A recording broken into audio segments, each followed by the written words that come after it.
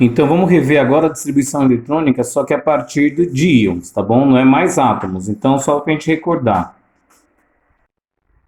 Então átomo, né, é o elemento químico no seu estado fundamental, onde ele tem número atômico e o número de massa, né, o valor de massa atômica do elemento, onde o número atômico ele vai ser igual à quantidade de prótons, né, que é também igual à quantidade de elétrons.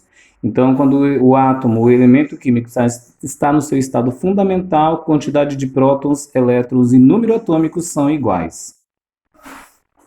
Então, ó, diferente do átomo no seu estado fundamental, um íon, ele é um elemento químico, ou ele é um átomo que nós chamamos de ativado, né?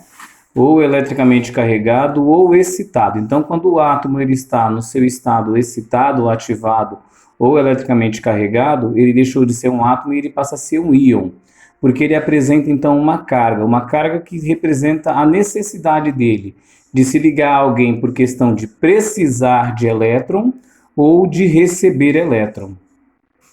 E aí eu vou ter, né, íons no caráter negativo, tá?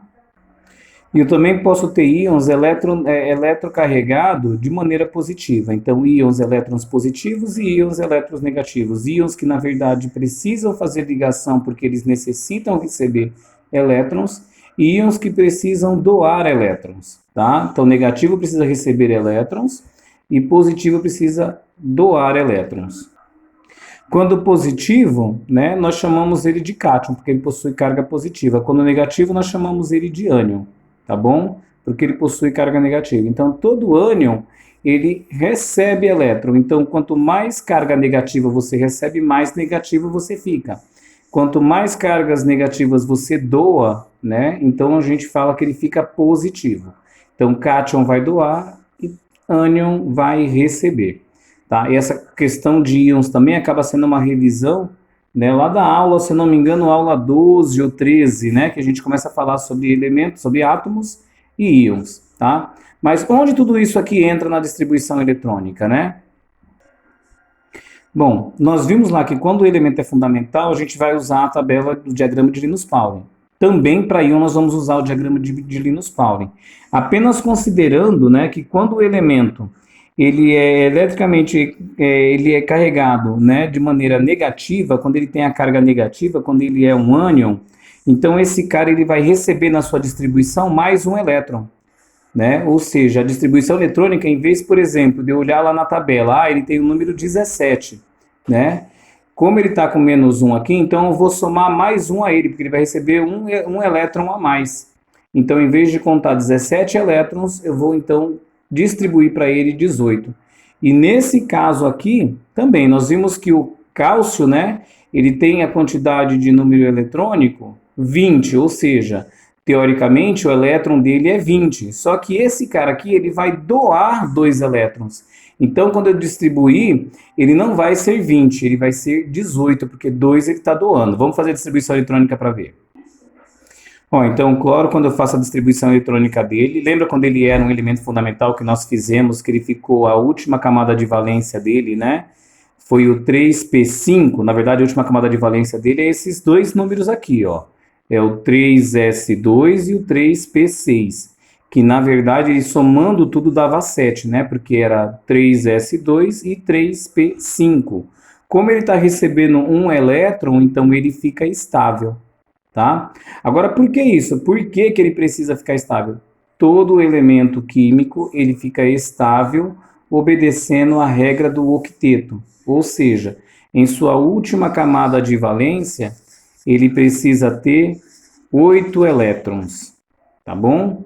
Então, todos os elementos químicos eles vão estar estáveis quando em sua última camada de valência ele tiver 8 elétrons. Olha só, primeira camada, segunda camada, terceira camada desse cara, 6 com 2, 8. Ele estabeleceu, né, ele obedeceu a regra do octeto, ou seja, ele agora está estável, né? Ele deixou de ser um elemento no estado excitado, né, um elemento ativo, e passa, de uma certa forma, a ser um elemento estável agora, tá bom? Ele perdeu a instabilidade. Vamos fazer a distribuição agora com o cálcio, que na verdade é um cátion, né? Então, olha, Distribuindo, então, o cátion, né, cálcio, que é um elemento, que é um íon, né, no seu estado positivo, ativamente, né, é um elemento ativado de forma positiva, ou seja, tem que doar 2 elétrons, então vai ficar 1s2, 2s2, 2p6, 3s2 e 3p6. Olha só, esse cara aqui, quando ele eu vou representar aqui, tá bom? Em vermelho, para a gente poder entender isso. Quando ele está no estado fundamental e eu distribuo, ele vai terminar com 4s2, porque aí somando, ó, tudo 18 com 2, 20, né? Ele atinge a sua quantidade de elétrons conforme elemento no estado fundamental. Porém, no estado ionizado, ele está se livrando desse cara aqui, porque na última camada de valência dele, ficaria 4s2, ou seja, ficaria 2 elétrons sobrando. E ele fica estável com 8 elétrons com apenas essas 3 camadas. Então, com essa terceira camada de valência aqui, ele atinge a estabilidade, que é 8 elétrons. É muito mais fácil ele se livrar desses dois do que ele receber 6 elétrons, tá bom? Então, distribuição eletrônica de íons é só considerar. Quando for íon negativo, eu vou somar um elétron à minha distribuição. Eu vou somar um elétron à quantidade de elétrons que possui no seu número atômico. E quando for íons positivos, eu vou tirar, né, a quantidade de elétrons indicadas pelos íons da sua quantidade de elétrons no estado fundamental, tá bom?